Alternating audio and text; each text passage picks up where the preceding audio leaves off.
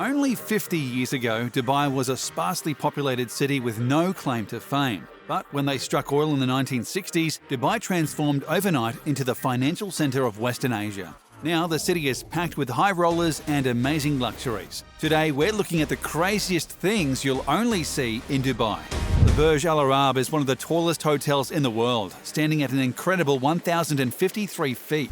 But the hotel, which cost more than $1 billion to construct, is perhaps most famous for its tennis court sitting a remarkable 650 feet above the ground. In 2005, a grass helipad was converted into a 4,500 square foot tennis court so that Dubai could promote the upcoming Dubai Open tennis tournament. At the time, Roger Federer and Andre Agassi were both in Dubai for the tournament, and they were invited to play a few rounds at the Burj's tennis court. The friendly match resulted in some now classic photographs of the two world-class athletes at the peak of their careers. For safety, a net was placed around the perimeter of the tennis court. It keeps players from falling off, but it didn't prevent them from losing several balls, which then plummeted to earth. The converted helipad has also been used as a car race track, a boxing ring, and the jumping-off point for the highest kite-surfing jump in history.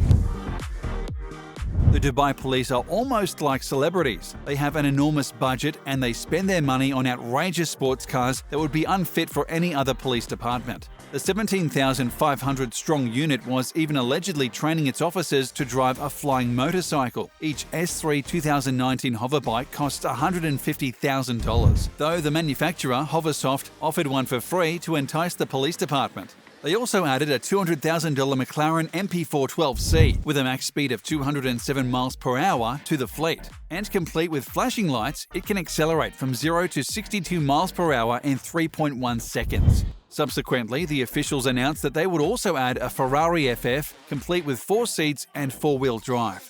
To make things even more exciting, it was announced that the FF would only be driven by women on the force. Other unbelievable cars in the fleet include an Aston Martin 177, Bugatti Veyron, 2 BMW i8s, and 3 Porsche Panamera SE hybrids.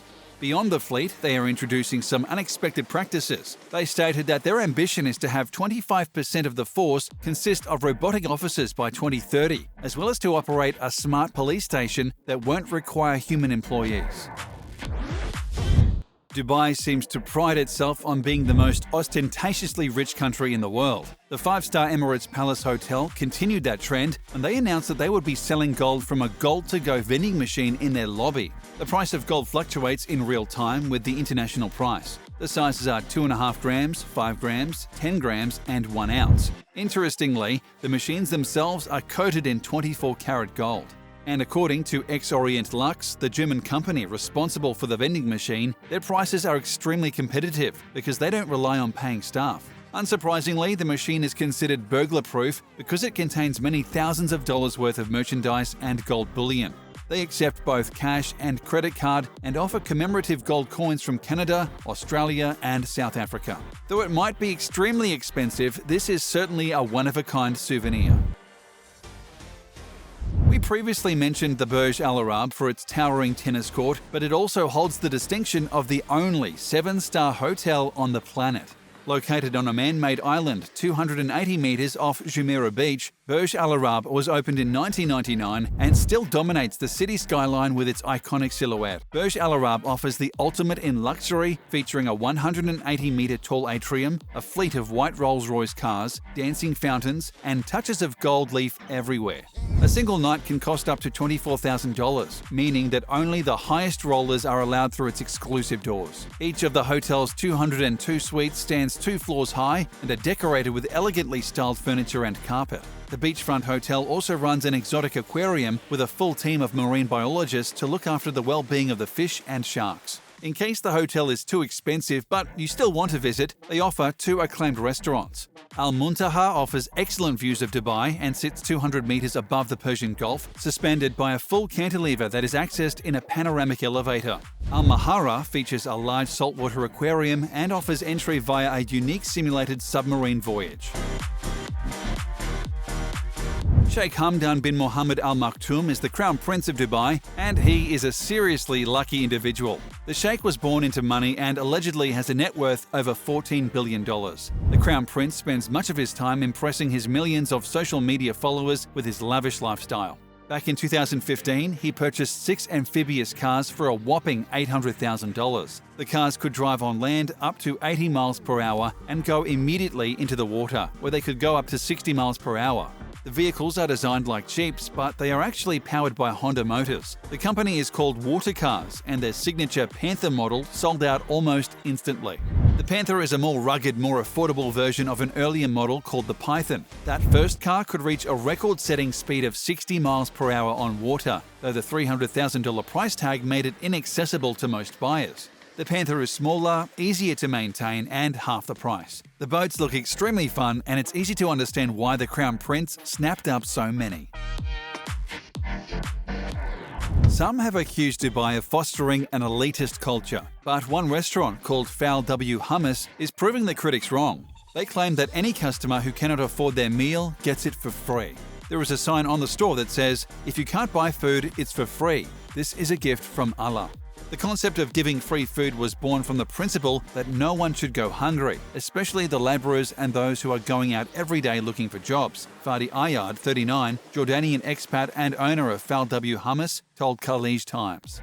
"This is no publicity stunt," said Fadi. "We put that notice because we wanted everyone to feel welcome. People pass by our restaurant and many of them are hungry but may not have the money. So when they see the sign, they can just come in. And the food is absolutely free for the needy. One can just enter the restaurant and choose from the menu of fowl with hummus, falafel, mutabal, hummus with beef and pine nuts, sandwiches and more. Water, tea and coffee are also free. People of various nationalities come to our restaurant: Indians, Pakistanis, Africans, Europeans. We even had a regular diner, an Australian lady who came here every day to eat for free for almost a year. We knew she had some problems and we never charged her for the meals," Fadi shared. When asked if all this free food was hurting his business, Fadi replied that people were actually inspired by his message and brought more business to his restaurant. This just proves that generosity can be mutually beneficial.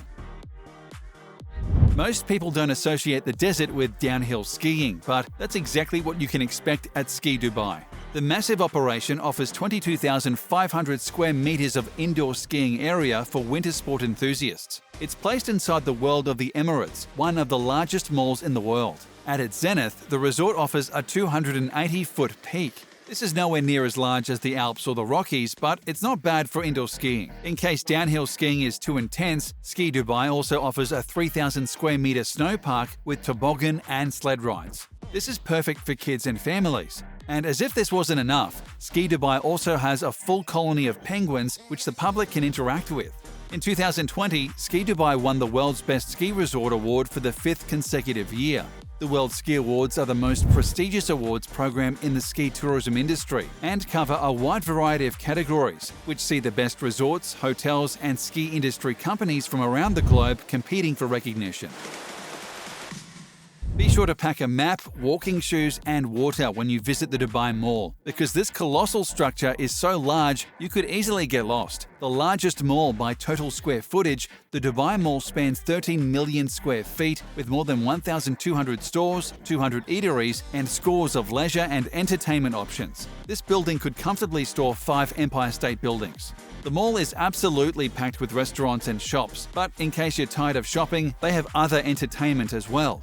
Visit the Dubai Aquarium and Underwater Zoo to ogle thousands of aquatic creatures in the 2.6 million gallon tank, including sharks, fish, and rays. You can even sign up to feed an otter or a baby crocodile, take a spin around the Olympic-sized ice skating rink, test your skills in the Emirates A380 flight simulator, or make like John Wick during a virtual reality session at VR Park. Children can blow off steam at Kidzania, while the whole family can take in a film at the 22-screen Real Cinemas.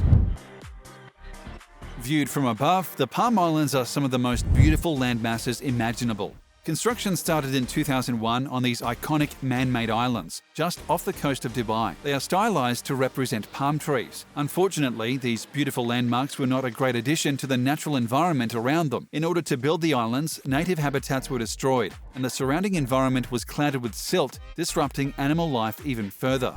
But this is not a new trend in Dubai. The emirate, which derives most of its income from fossil fuels, does not seem concerned with environmental issues. The World Wildlife Fund announced in 2006 the UAE's human pressure on global ecosystems is the highest in the world. The country is supposedly, at present, 5 times more unsustainable than any other country.